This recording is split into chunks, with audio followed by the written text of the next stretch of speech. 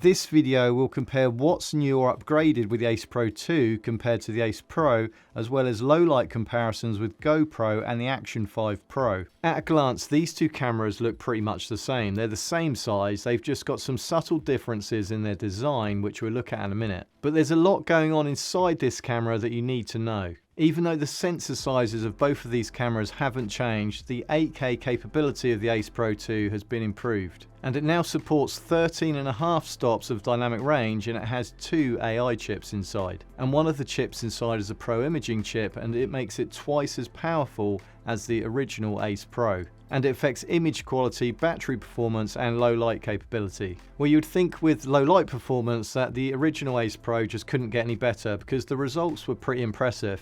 And when you compared it to GoPro, GoPro just could not touch the Ace Pro when it comes to low light performance. The 8K sensor of the Ace Pro 2 has 13.5 stops of dynamic range, and the new AI chips are meant to help you capture more detail even in extremely dark environments. If we compare these shots at dusk, the Ace Pro 2 holds onto more detail, particularly in the summer house roof, the decking and even in the leaves on the grass. The Ace Pro has bluer tones here and the colour is more unnatural. At night here though, however, the Ace Pro 2 looks way too orange, and I even had to double check the white balance, so for some reason it just didn't like these lights. The Ace Pro 2 is pushing the black levels here a little too much, resulting in a very washed out grey look. In the summer house, this is only lit with 3 LED coloured lights, and both cameras give great exposure given the poor lighting.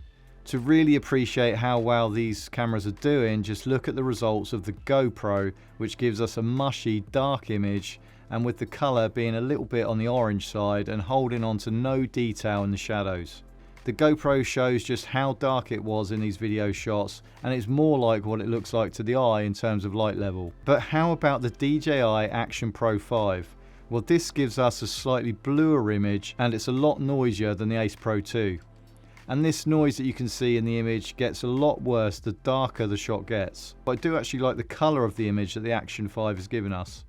But just in pure video mode, this is now capable of shooting 4K 60 frames per second compared to the 4K 30 of the Ace Pro.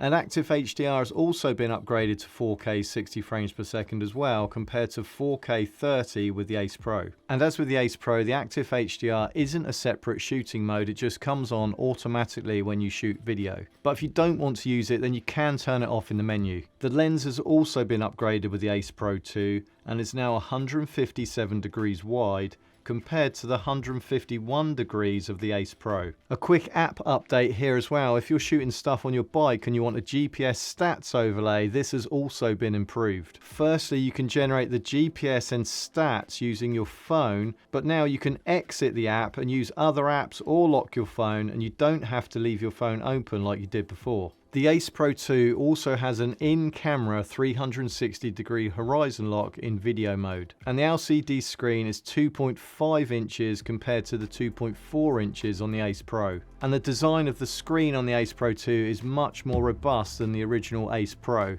If you look how much flex that screen's got, it's only going to take one small impact and that would snap. If we compare this to the Ace Pro 2, it's much more rigid, and it's quite difficult to demonstrate that on video, but when you've got these cameras in your hand, you can really feel how much more robust this new screen is. And if you're worried about damaging your lens guards with this camera, the first physical difference between this camera and the original Ace Pro is the fact that you can now remove these lens guards. And there are also some ND filters available that are the same design as these lens guards, so you just take the lens guard off and put the new ND filter on. And that means you haven't got that bulky design that we had with the Ace Pro, where you had to slip the ND filter over the top of the built-in lens guard. Because the overall physical design of these cameras is pretty much the same, you can use the majority of the accessories from the Ace Pro with the Ace Pro 2. But one upgrade that didn't happen with this camera is the mount connector underneath. It still uses this quick release finger mount, which is a real chunky bit of plastic that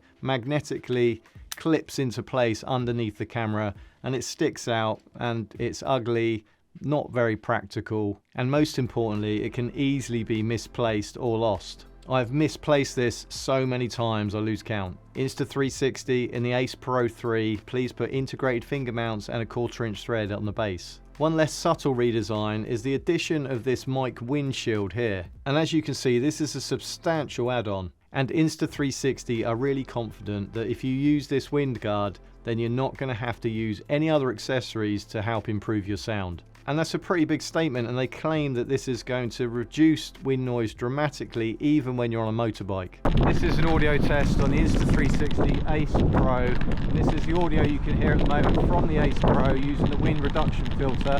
This is an audio test on the Ace Pro 2, and I'm using the new wind guard on the microphone. Sticking with audio, I absolutely hated the external mic setup with the Ace Pro. There were just so many bits and pieces you had to put together. The Ace Pro 2 does have a utility cage which has a cold shoe adapter on top, so I'm hoping this will make the connection of an external mic a lot easier. What I do know is that the Ace Pro 2 has way more external mic compatibility, including all of these mics. And some of these are Bluetooth mics, so you won't necessarily have to attach a receiver to the camera anyway. And for those at Motovlog, you'll be pleased that Bluetooth compatibility has been extended into motorbike helmet headsets. And the camera is compatible with the following brands and headsets. The final thing about audio, and a quick word of warning, is that with this wind guard attached, the camera isn't waterproof. And it does come pre-installed in the box, but don't worry because you can remove it easily by just sliding it across. And then there's a cap inside the box that clips into place. I do like the results of the audio, and the windshield is a great addition, but I don't like the fact that I've now got another piece of plastic that I can easily lose. If you're more likely to use your camera in water than you are to use the sound from your camera, then I suggest just taking the wind guard off and leaving the cap on. With the cap on, you'll still hear the sound, it will just suffer with more wind noise. And there's also now a new underwater mode. And this optimizes stabilization, corrects distortion, and gives you a wider, more natural looking image without the need for manual adjustment. We still have the Leica color profiles on the Ace Pro 2, and these really help enhance your images by adding the Leica signature look. But the new addition with the Ace Pro 2 is Ilog. And when you shoot in Ilog, this will make your video look flat and washed out, but this is in order to retain and capture as much detail in your image as possible. And then you can fine tune it later using your preferred editing software. You add what's called a LUT, which tells the software to give your video footage a certain look. And this look will make your footage look more cinematic, vibrant and polished. Another new pro feature with this camera is timecode. So if you're using this camera in a multi-camera shoot alongside other cameras, you can now generate timecode which will help you sync all of the cameras together. So what about battery life? Well, the Ace Pro 2 is meant to have a battery life that is 50% longer than the Ace Pro. This isn't for all modes, but there is an endurance mode that allows you to shoot in 4K 30 frames per second, and these are the results. So with the Ace Pro 2 using endurance mode with a high bit rate at 4K 30, I shot for 2 hours and 1 minute. And with the Ace Pro shooting in 4K 30, I shot for 1 hour and 19 minutes. So that is 42 minutes longer with the Ace Pro 2, which is just over 50%. In 8K, it was a different story, and it was a little bit disappointing. With the Ace Pro, I shot for 57 minutes, and then the camera cut out due to overheating. And with the Ace Pro 2, I shot for 56 minutes. There was no overheating issues, but the camera stopped due to low battery. And Insta360 have recognised the demand on battery when shooting in 8K, and now they have a dual battery bundle with the Ace Pro 2. There's also a reverse charging mode with the Ace Pro 2, where you can use the Ace Pro 2 to charge your phone using either a USB-C to USB-C cable or a USB-C to Lightning cable. And this is a nice little add-on feature. If you do happen to run out of battery on your phone, then it's just a great way to top it up. The file sizes are also smaller on the Ace Pro 2 without compromising quality. So how does this work? Well, a high bitrate video shot on the Ace Pro is now meant to be the same as a standard bitrate video shot on the Ace Pro 2. So you save space on your memory card and you save processing time. For using your camera as a dash cam for driving shots, there's now a specific dash cam mode, and this is an enhanced version of loop recording. You can set your resolution and frame rate, as well as the amount of memory card space you want to allocate to recording whilst driving. And then the camera will record over that section of memory card once it reaches that limit. You can also add a time watermark which will appear when you export your footage in the app, and this will give you a burnt in time on your video.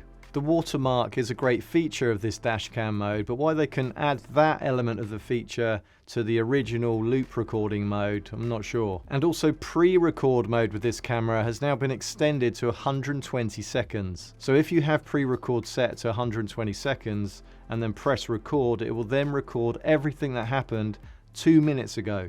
The Ace Pro 2 builds on everything that the Ace Pro was and makes it even better. However, if you already own the Ace Pro, you may not feel the desire to upgrade unless you specifically want better lens capability, more dynamic range, better audio, and improved low light capability. But for new buyers, the Ace Pro 2 is definitely a consideration against the DJI Osmo Action 5 Pro and the GoPro 13. And if low light shooting is your thing, then this camera wins hands down. I've left a link to the Ace Pro 2 in the description below. Let me know in the comments what is your favourite feature and also what you still think is missing from this camera. And if you've got value from this video, please like and subscribe, and I'll see you in the next one.